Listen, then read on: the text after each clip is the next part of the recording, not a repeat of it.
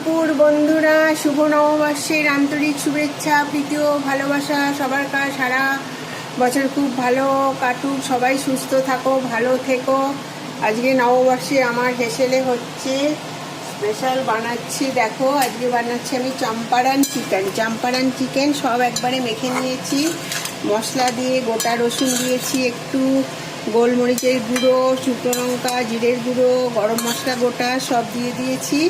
দিয়ে এটাকে আমি এখন ঢেকে এটাকে করব। এটা হচ্ছিল চম্পারান চিকেন, খুব টেস্টি হয় এই চিকেনটা, একটু ঝাল ঝাল হয় আর কষা কষা হয়। এটা তেলেই, বেশিরভাগ তেলেই রান্না হয়, তো আমি অল্প তেল দিয়েছি, বেশি দিইনি।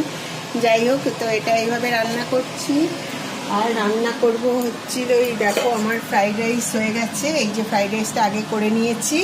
ফ্রাইড রাইসটা করেছি চিনি ছাড়া, মানে নুন, মানে চিনি দিইনি, মিষ্টি ফ্রাইড রাইস করিনি। এটা হচ্ছে এমনি নুন দিয়ে ফ্রাইড রাইস করেছি, যেহেতু সুগার আছে তো সেই জন্য এটা এরকম রান্না করেছি। ফ্রাইড রাইসটা সিম্পল একদম, কোনো বেশি কিছু মশলা দিইনি, যেরকম প্লেন ফ্রাইড রাইস করেছি।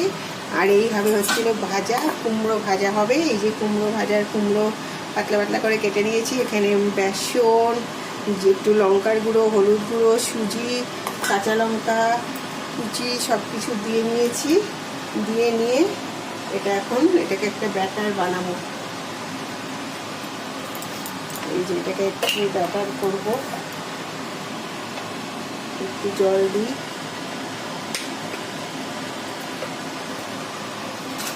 এটাকে একটু ব্যাটার হবে। এটা এই হচ্ছে আজকে আমার কিচেনের মেনু।